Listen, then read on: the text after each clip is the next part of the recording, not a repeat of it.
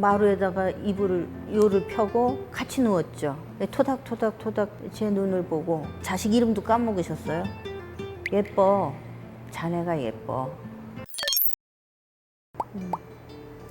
안녕하세요. 요양보호사인 이은주입니다. 어떻게 할까요? 아니야. 유도 계신 것 같아요. 아 그래요. 좀 술을 한잔 하고 오는데.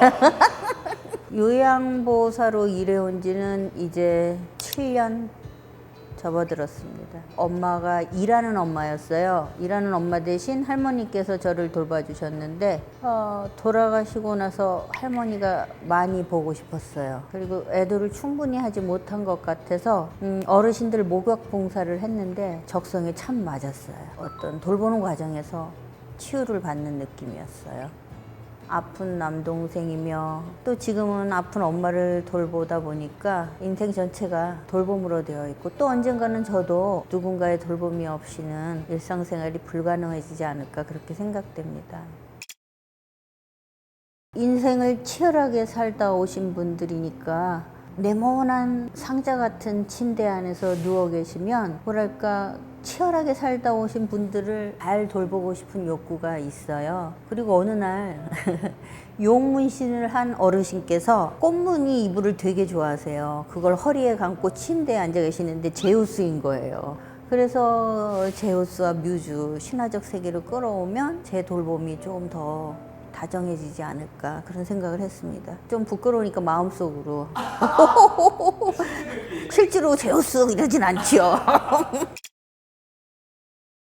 요양원의 하루는 일찍 시작돼요. 7시에 양치를 하시고 식사 후에는 기저귀 케어가 반드시 들어가야 되고 점심 드신 후에는 또 기저귀 케어가 있는데요. 요일별로 목욕을 하는 분들이 계시거나 목욕하기 싫다고 미루었던 어르신들을 또 목욕을 시켜드리기도 하고 저녁 시간이 지나면 또 한 번의 기저귀 케어를 하고 밖에서 볼 때면 좀 일찍 끝나는 것 같아요. 진지를 드시면 바로 TV를 보시다가 주무시는 분은 일찍들 주무세요. 왜냐면 새벽에 일찍 3, 4시에 일어나 계시니까요.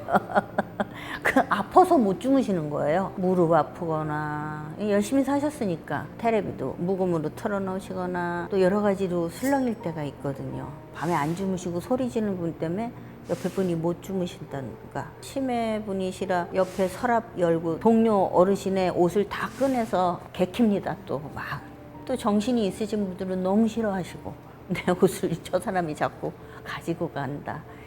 7, 8번 정도라고 알고 있습니다. 이제 성인들도 화장실 가는 횟수를 세어보면 2시간에 한 번 정도 갑니다. 어린이들도 2시간에 한 번 안 가면 엄마들이 데리고 가요. 쌀까봐. 저희들이 기저귀 케어하면은 이제 바퀴 달린 어떤 게 있지 않습니까? 그걸 뭐라고 그러죠? 저는 맨솔에담하고 로션 같은 거 섞어서 기저귀 케어 끝난 다음에 이렇게 섞어서 발라드리면 아주 시원해 하세요. 화하잖아요. 엉덩이가. 상상을 해보세요. 한여름에 하루 종일 차고 있다면 정말 그건 힘이 든 일이죠. 그리고 피부도 눌려있죠. 침대에 누워 계시면. 다양한 마음이세요. 안타까운 분은 너무 일상생활을 조금만 누군가 옆에서 도와주신다면 요양원에 안 계셔도 될 어르신들이 있어요. 자식한테 폐를 안 끼치려고 일단 너무 일찍 선택하셨고요. 그분들이 멀쩡하신 가운데 창밖을 바라보시면 제 마음도 아픕니다. 자제분들이 다 일터로 나가서 치매인 부모님을 돌볼 수 없을 때는 어쩔 수 없이 그리고 좀 폭력적이거나 과격한 어르신들도 오시죠. 왜냐면 집에서는 며느님들이 돌볼 수가 없으니까요. 그런데 어떻게 보면 저는 건강한 몸을 가진 어르신들은 너무 성급한 결단이 아니었나. 너무 자식한테 폐해 끼치지 않으려고 하는 것도 사실은 안타깝죠. 좀 폐 좀 끼치면 어때요? 그동안 키웠는데 내가 다시 아기로 돌아가는 거지. 우리 문화가 부끄러움을 조장하는 문화라면 그 문화를 안 지키면 되지. 서로가 조금 기대고 제가 줄리엣트 비넷이라고 이름 지은 뮤즈가 있어요. 여보 얼굴이 너무 아름다워서 대상을 했어요. 밤에 청소를 너무 열심히 해서 걸레 들고 화장실 그 변기 안을 막 걸레로 닦은 걸로 그걸로 식탁도 닦고 막 좀 쫓아다녀야 되잖아요. 마루에다가 요를 펴고 같이 누웠죠. 토닥토닥 제 눈을 보고 자식 이름도 까먹으셨어요. 예뻐. 자네가 예뻐. 그럴 때 뭐랄까, 아, 내가 돌보름을 정중하게 하고 최선을 다한 게 이 정신없는 어르신에게도 전달이 되는구나. 그래서 잘 돌보면 좋아진다는 것은 이런 게 아닐까? 그런 것 같아요. 하루 종일 다리 떨어져나게 배회하는 어르신이었거든요. 그럼 같이 돌아다니는 거예요. 묶어놓을 수 없으니까. 그리고 이제 간식 안 드시죠? 치매 어르신들은 먹는 걸 잊어버리세요. 끈기를 갖고 계속 권유해야 합니다. 그리고 어린아이처럼 쫓아다니면서 입을 이렇게 넣어드리죠.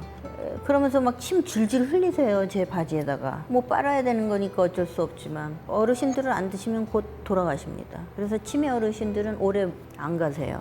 그걸 제가 알고 있기 때문에 과식하시는 분은 또 냉장고에 있는 걸 다 뒤져서 다 드셔버리세요. 여러 가지 이제 극단과 극단으로 가니까 그것을 잘 돌봐야지 어르신들이 건강하시죠. 이제 어떤 리듬을 타면 저희들을 신뢰하고 그래서 면도를 하면은 이제 볼이 홀쭉하니까 이렇게 입으로 밀어주세요. 혀로. 그러면 아주 사랑스럽죠. 저희 힘들까봐. 혀로 볼을 쫙 해주시면 이렇게 저희가 면도를 해드리고 제가 이제 퇴근하고 집에 다녀올게요 하면 잘 가, 빨리 와, 화이팅. 그럼 저도 같이 화이팅 하고 오죠. 어떤 동료애가 생깁니다. 같이 의지하다 보면. 외동 따님이 치매 어머님을 요양원에 부탁드리고 집으로 돌아가는데 살짝 가시는 거예요. 엄마 몰래 슬퍼하면서. 그 모습을 보면서 아, 치매 엄마라도 우리가 어린이집에 아이를 맡길 때 3, 4살 아무것도 말기 모르는 아이한테도 계속 여러 번 이야기하잖아요. 엄마 회사 갔다 올게. 여기 갔다 오고 있으면 이따가 젤리도 사주고 뭐 이런 식으로 얘기하잖아요. 친절하게 어머니한테도 그렇게 설명해야 한다고 생각을 해요. 우리 자식들이 침묵으로 일관하는 것보다는 그래야지 요양원에 모시더라도 자기가 상처받지 않죠. 계속 자기 목소리로 엄마, 이것은 가까운 영화에서 스프와 이데올로기라는 영화가 있어요. 엄마를 단기 요양보호소에 부탁드리면서 엄마한테 이럽니다. 엄마, 우리 집이 2개죠? 일하고 올 테니까 그 집에서 좀 계세요. 여기서는 혼자 생활하기 어려우니까. 그 말을 듣고 얼마나 다정한지. 집이라고 표현한 것도 너무 고맙고 엄마가 알아듣건 모르건 기억을 못하건 간에 여러 번 반복해서 설명하는 거 아주 좋은 것 같아요. 자신도 상처받지 않고 또 그래야 또 자주 돌아볼 수 있죠.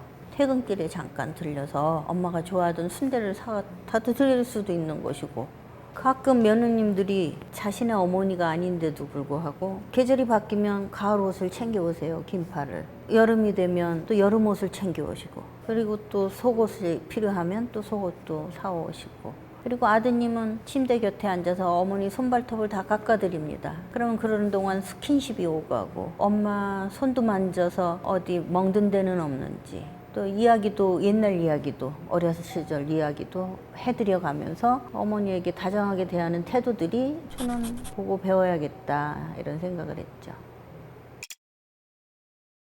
명절 그게 톨스토이의 책에 그런 거 있죠. 행복한 사람 이야기는 한 가지 일반적으로 똑같은데 불행한 사람은 다양하다고. 그 명절 분위기는 행복한 분들은 자식들이 모셔가요. 명절 쉬고 온다고. 집에 가시는 거죠. 한마디로. 따뜻한 밥 드시고. 근데 이제 일가 친척이 없는 분들은 남아 계시죠. 자식분들이 있어도 잠깐 왔다 가는 분들은 또 서운해 하세요. 미팅실에서 그냥 잡채랑 뭐 이렇게 떡 놓고 대화 나누시고 바로 갑니다.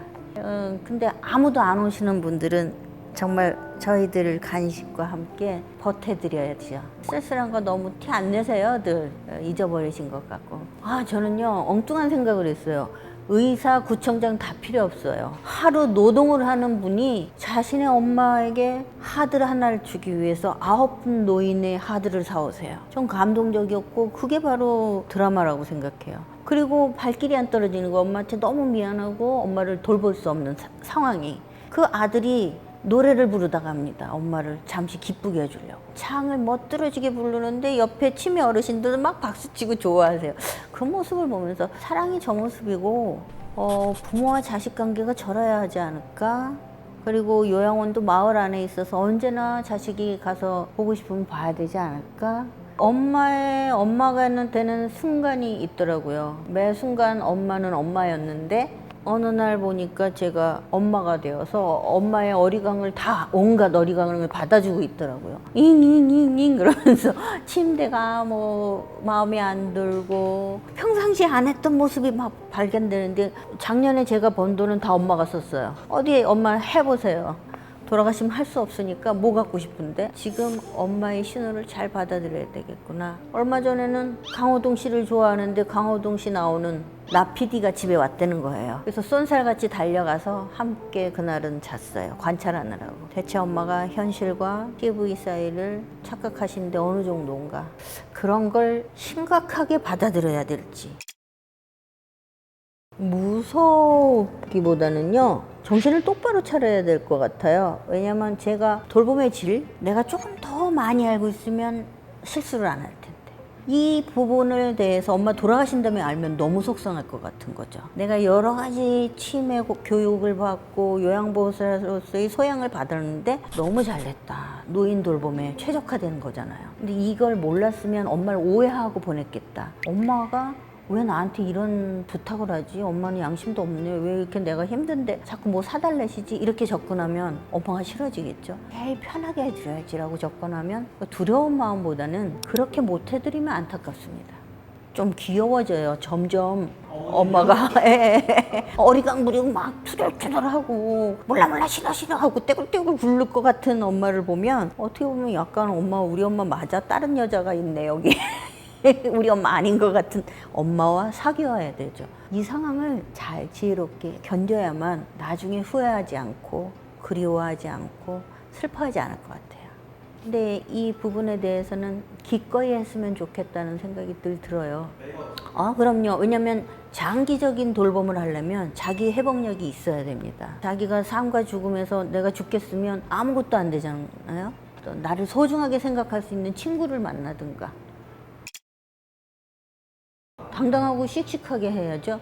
왜냐하면 이 문제가 내 문제가 아니고 사회적인 문제예요. 이미 초고령화 사회는 나 혼자 할 수 없는 문제가 되었기 때문에 우리가 서로 시스템의 돌봄을 부탁하고 그리고 그 시스템 안에서 사랑도 줘야죠. 내 엄마 아버지니까. 그래서 우리는 목소리를 가지고 있어야 된다고 생각합니다. 저에게서는 좀 없어졌어요. 왜냐하면 요양원에서 제가 즐겁게 일했기 때문에 여기 모시는데 왜 부끄러워해야 되지? 우리가 뭐 어떻게 하나? 나쁜 곳에 모셨으면 부끄러워해야 되지만 기꺼이 돌보고 그 돌봄에서 기쁨을 느껴요. 잘 돌보면 건강해집니다.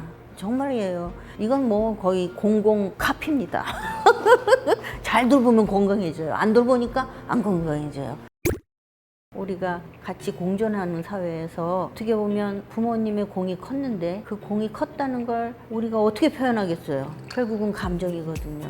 그리고 안심시켜드리는 거고 늘 엄마, 아버지와 제가 함께 있어요. 그 메시지를 주셔야 되죠. 전화 자주 안 하시던 부모님이 전화하는 건 보고 싶다 소리잖아요. 우린 그 신호들을 잊어버리면 안 되는 거죠.